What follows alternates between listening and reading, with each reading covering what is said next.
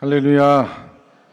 자, 성도 여러분, 성경에 손을 얹고 말씀을 향한 고백을 함께 드리겠습니다. 다 함께 시작. 하나님 말씀에 생명이 있습니다. 하나님 말씀에 은혜가 있습니다. 주여 이 말씀을 깨닫게 하시고 이 말씀대로 살아가게 하옵소서. 아멘. 자, 엎드려 계신 성도님들에게 축복하며 인사하도록 하겠습니다. 잘 오셨어요. 은혜 많이 받으시기 바랍니다. 이렇게 한번 인사해 주시기 바랍니다. 네. 잘 오셨어요. 예. 은혜 많이 받으시기 바랍니다. 예배 끝날 때까지 이 표정을 그대로 유지해 주시기를 부탁드리겠습니다. 매 주일 예배 드리기 전에 우리 찬양대원들과 함께 기도하는 시간을 제가 갖거든요. 오늘은 시원 찬양대 기도하러 갔는데 잠깐 기다리는 동안에 우리 주의자님께서 찬양대원들에게 싸납게 노래하지 말고 부드럽게 노래하라고 말씀하시는데 제가 듣기엔 굉장히 작고 부드럽게 했는데 우리 주의자님 음악하시는 분이기 때문에 그 귀에 들리기에는 싸납게 들렸던 것 같아요. 우리 성도님들이 인사할 때도 싸납게 인사하지 마시고 최대한 부드럽게 한 번만 더 잘 오셨어요. 은혜 많이 받으세요. 이렇게 한번 인사해 주시면 감사하겠습니다.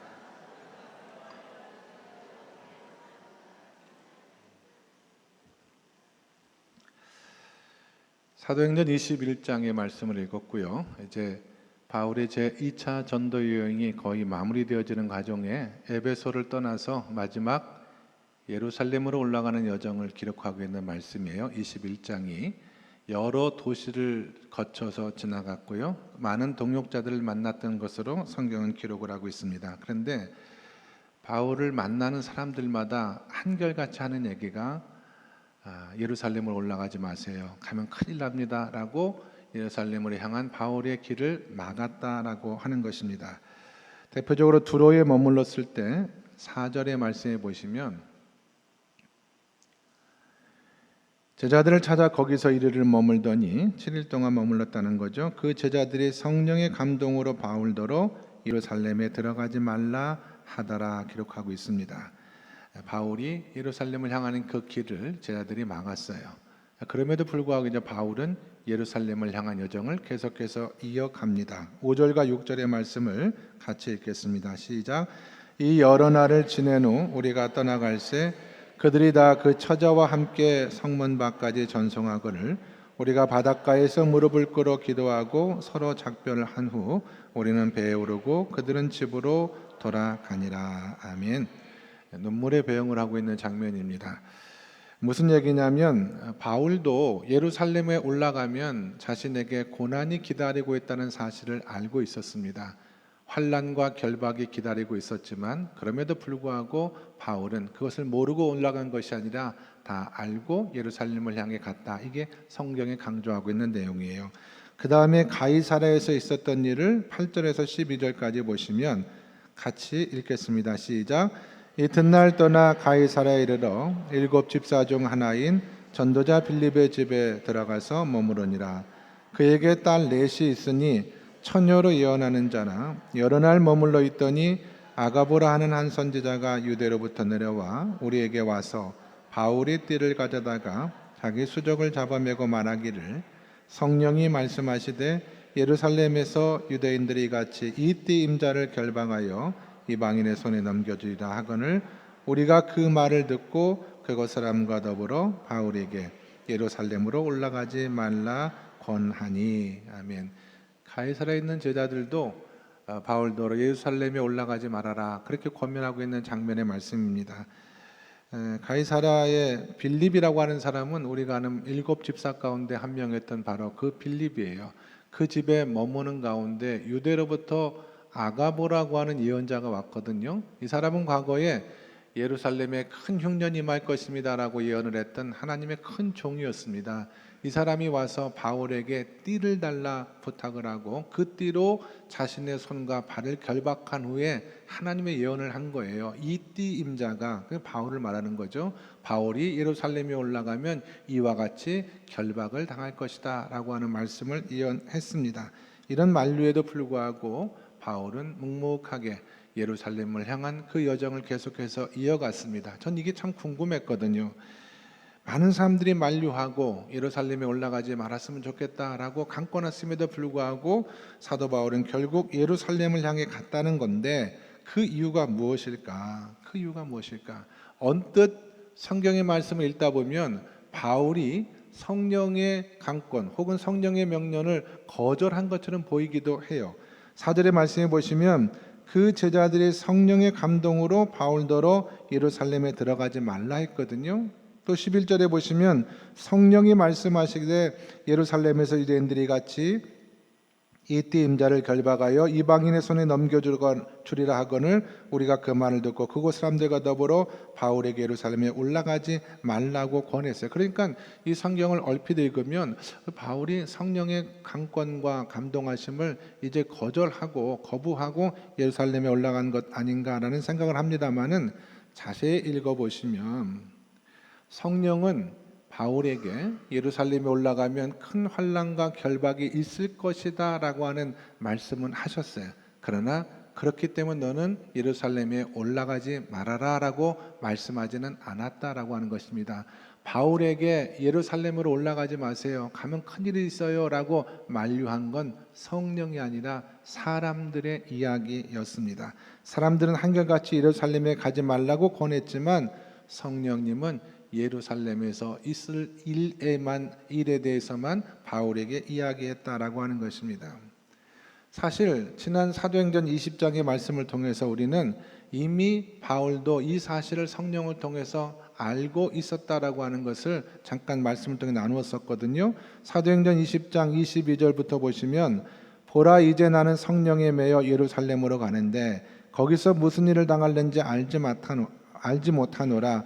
오직 성령이 각 성에서 내게 증언하여 결박과 환난이 나를 기다린다 하시나. 성령 말씀하시기를 너가 이제 예루살렘에 올라가면 결박과 환난이 너에게 임하게 될 것이다 라고 하는 말씀을 주셨다는 거예요. 그럼에도 불구하고 바울이 24절에 보시니까 내가 달려갈 길과 주 예수께 받은 사명 곧 하나님의 은혜의 복음을 증언한 일에 마치려 하면은 나의 생명조차 조금도 귀한 것으로 여기지 아니하노라 라고 고백하고 있는 장면의 말씀이 있습니다. 결박과 환난이 분명 있을 것으로 나는 알지만 그럼에도 불구하고 예루살렘은 더 소중한 것이 있고 더 소중한 가치가 있기 때문에 내가 주님을 향해 그 예루살렘을 향한 여정을 막을 수는 없다라고 고백하고 올라갔던 것입니다. 예수님께서 마태복음 13장 44절에서 밭에 감추인 보화에 대한 말씀을 하신 적이 있어요. 천국은 마치 밭에 감추인 보화와 같으니 사람이 이를 발견한 후 숨겨두고 기뻐하며 들어가서 자기 소유를 다 팔아 그 밭을 샀다라고 기록하고 있지 않습니까? 밭에서 발견한 그 보화가 자기가 소유한 모든 재산보다 더 큰 가치가 있기 때문에 자신의 전 재산을 팔아서 그 밭을 샀다라고 하는 얘기예요. 왜냐하면 합법적으로 그 부활을 나의 것으로 만들 수 있는 방법은 그 밭을 사는 방법밖에 없어요. 그렇지 않으면 그 발견된 부활은 밭 주인의 것이거든요. 이 사람은 밭 주인이 아니었어요. 그러니까 자신이 가진 재산을 다 팔아서 더 큰 부활, 더 큰 가치를 샀다라고 하는 것이 예수님의 비유의 핵심입니다. 바울이 그래서 예루살렘으로 올라간 거예요. 내가 당하는 결박과 내가 당하는 환난보다 주께서 예비하신 은혜와 가치가 더 크고 놀랍고 소중하기 때문에 나는 기꺼이 나의 사명을 감당하기 위하여 예루살렘으로 주님을 위해서 올라간다라고 결정을 했던 것입니다. 우리가 살고 있는 이 세상은요, 본질적으로는 죄가 지배하고 다스리는 세상입니다. 아직 세상은 사단의 질서가 역사하는 곳이기 때문에 하나님을 인정하지 아니하고 자기가 하나님이 되어 살아가는 사람들이 가득한 그런 세상 속에서 우리가 예수를 믿는다라고 하는 것 자체가 환난과 결박을 우리에게 예고하고 있는 그런 삶이라고 저는 생각을 합니다. 우리가 예수를 잘 믿으면 믿을수록 우리 삶 가운데 가슴 아픈 일도 생기고 실패와 좌절을 경험할 뿐만 아니라 예상치 못한 어려움들을 우리는 얼마든지 이 세상 속에서 경험을 한다라고 하는 거예요. 근데 중요한 것은 이런 고난의 한복판에서도 하나님은 살아계시고 하나님은 나를 사랑하시며 내가 당하는 어떠한 환난과 결박 가운데에서도 하나님은 나를 통해 반드시 선한 길을 예비하시고 그 길로 나를 인도해 주실 것이다라고 하는 이 믿음이야말로 우리가 세상에서 써야 할 수 있는 가장 소중한 가치가 되는 줄로 믿습니다. 바울에게는 이 가치가 있었던 거예요. 내가 육신적으로는 결박과 고난과 환난을 당하지만 그러나 이것이 전부고 이것이 내 인생의 마지막이 아니라 주께서 나를 통해 예비하신 그 사명을 감당함에 있어서 더 위대하고 영원한 가치가 있기 때문에 나는 예루살렘을 향해 나아가는 이 발걸음을 결코 중단하고 멈출 수가 없다라고 고백을 했던 것입니다. 어떤 분들은 예수를 믿는 분임에도 불구하고 세상을 너무나 평안하게만 살려고 하는 그런 분들이 계세요.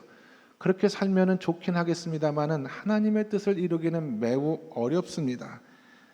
평안이 내 삶의 목적이 되고 내가 평안한 삶을 기대하면 기대할수록 우리 삶은 그 기대에 못 미치는 경우가 많기 때문에 그때마다 마음의 절망이 오고 하나님에 대한 원망의 마음이 들지 않을 수가 없다라고 하는 것입니다. 그래서 그렇게 신앙생활하면 우리가 하나님의 뜻을 이루어드릴 수가 없어요.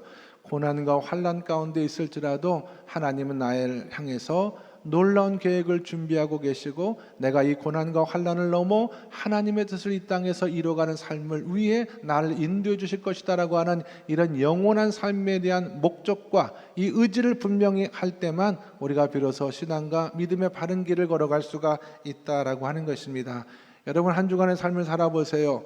우리로 하여금 예루살렘 길로 올라가는 여정을 만류하는 사람들이 분명 주변에 있을 것입니다. 때로는 우리 스스로가 예루살렘으로 올라가는 그 길을 주저하는 상황들도 얼마든지 있을 수 있을 거예요. 그러나 우리가 육신의 평안을 위해서 주를 위해 바치는 그 봉사와 희생을 거절하는 그 순간에 우리는 예루살렘을 향해 올라가는 길을 돌이켜 그 자리에 머물러 주저앉을 수 있어요. 그러면 하나님의 뜻을 우리의 삶 가운데 이루어 드릴 수가 없다.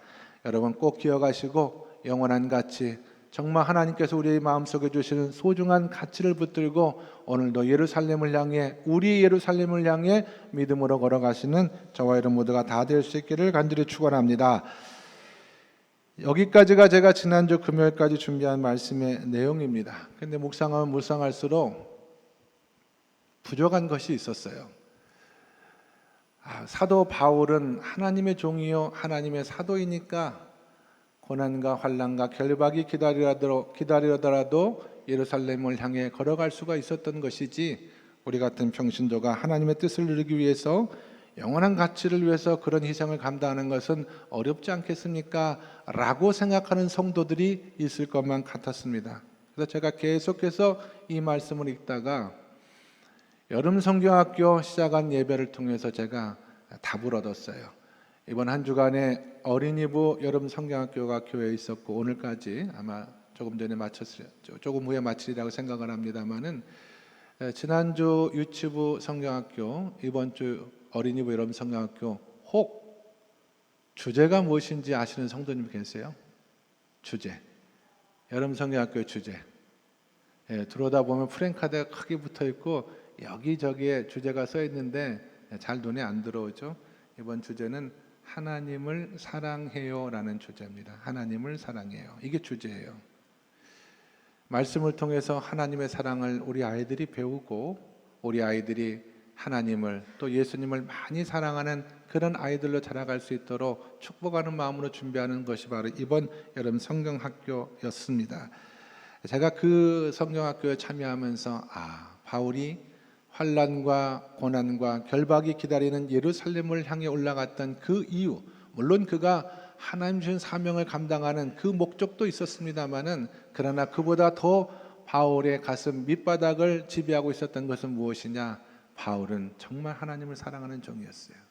정말 예수님을 사랑하는 종이었거든요. 바울의 과거를 여러분 아시잖아요. 그는 한때 예수님을 핍박하는 사람이었거든요. 핍박 정도가 아니라 예수님을 섬기는 교회 일원들을 잡아다가 감옥에 가두고 그들을 죽였던 사람이었습니다. 그런 그가 담에게서 주님의 깊은 사랑을 경험한 이후에 변하잖아요. 내가 어떤 사람인지 내가 잘 아는데 그런 나를 하나님께서 버리지 아니하시고 하나님의 종으로 삼아주시고 내 평생의 삶을 하나님께서 쓰시길 원하시는데 내가 환난과 결박과 핍박에 있다라고 할지라도 그 하나님의 사명을 저버리고 예루살렘 올라가는 이 길을 내가 돌이키면 안 된다라고 하는 이 주님에 대한 뜨거운 사랑이 있었기 때문에 바울은 그 여정을 걸어갈 수 있었다라고 저는 생각을 하는 겁니다. 우리는 다 하나님을 믿는 사람이고 하나님을 사랑하는 사람들이잖아요. 믿으시면 아멘 하시기 바랍니다. 근데 그 사랑의 정도가 사람들마다 다 다르다는 것 아십니까? 어떤 분들은 예수님을 머리로만 사랑하는 분이 있을 수 있어요. 또 가슴으로 예수님을 사랑하는 사람도 있을 수 있지 않겠습니까? 입으로만 예수님을 사랑합니다, 교회에서만 고백하는 분들이 있을 수가 있고요. 그러나 그 입술로 예수님을 사랑합니다라고 말하지 아니하여도 마음속 깊은 곳에 예수님의 이름을 떠올리면은 차오르는 눈물과 감사와 감격이 있는 그런 성도들도 우리 가운데 있을 수 있다고 생각을 합니다. 바울의 사랑이 바로 그런 사랑이었어요.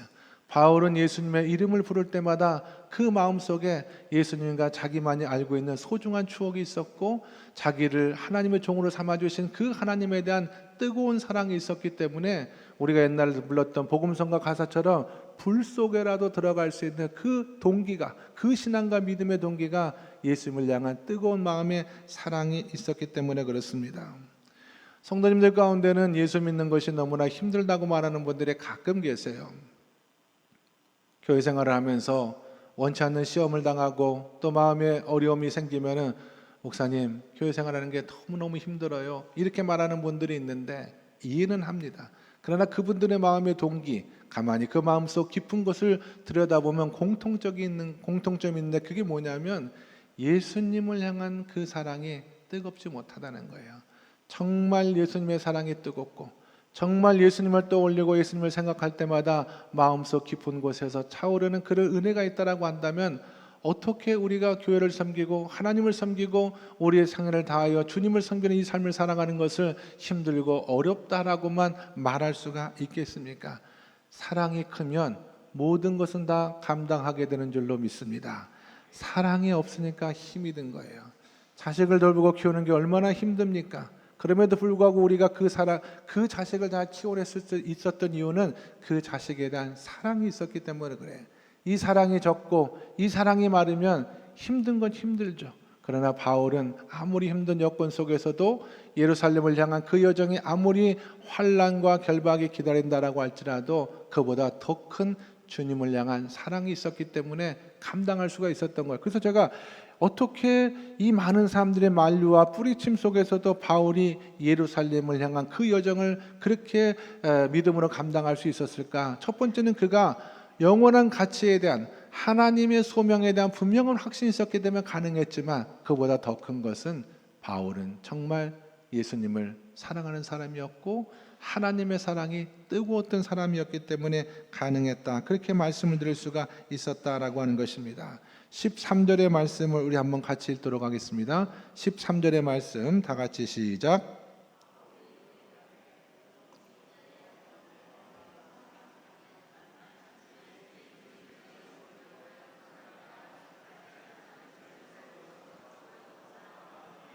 아멘.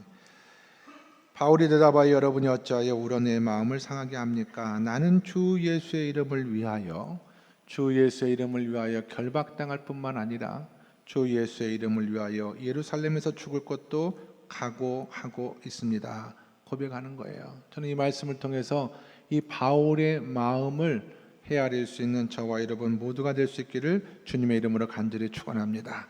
이 마음이 있었기 때문에 바울은 고난과 결박을 넘어 행동하는 믿음을 따라 예루살렘을 향해 담대하게 걸어갈 수가 있었다라고 믿습니다.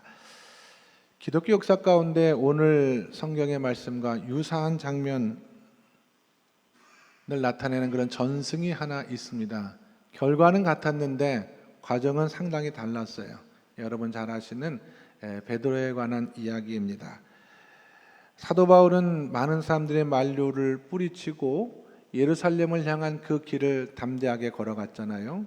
그런데 박해와 핍박을 피하여 베드로는 로마에서 떠나가는 결정을 내렸습니다.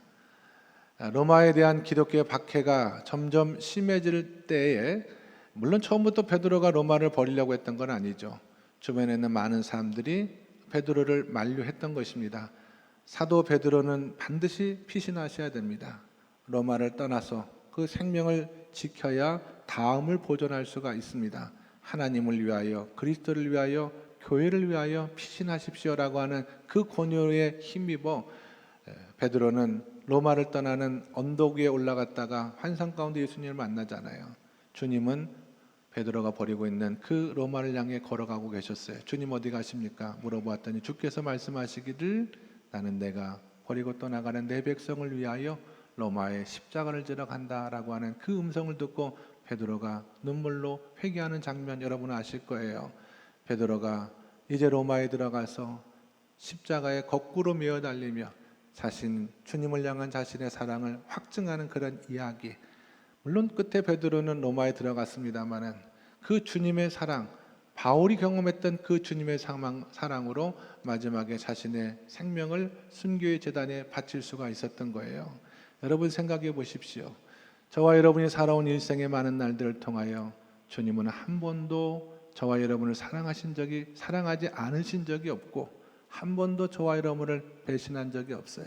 그럼 우리가 주님을 섬기는 삶을 살아갈 때 그 주님을 향한 그 사랑이 변해서야 되겠습니까? 그 사랑을 저버리면서 살아갈 수가 있겠냐 이 말이에요. 이게 바로 베드로와 그리고 바울의 사랑이고 신앙이었다라고 하는 것입니다. 제가 좋아하는 말씀 가운데 이 사랑, 이 하나님의 사랑을 사도 바울이 성경에 아주 절절하게 기록한 말씀이 로마서 8장 35절의 말씀이거든요. 이 사랑에 관해 바울은 이렇게 고백을 합니다. 누가 우리를 그리스도의 사랑에서 끊을 수가 있단 말입니까? 환난이나 곤고나 박해나 기근이나 적신이나 위험이나 칼이랴 내가 확신하노니 사망도 생명도 천사들도 권세자들도 현재 일어난 일도 장래에 일어난 일도 능력이나 높음이나 기쁨이나 어떤 것도 그리스도 예수를 향한 나의 사랑, 나를 사랑하신 그리스도 예수의 그 사랑을 끊어낼 것은 세상에 아무것도 없습니다라고 하는 이 바울의 고백이 있었기 때문에 그는 박해와 고난이 있는 예루살렘을 향해 올라갈 수가 있었다라고 하는 것입니다.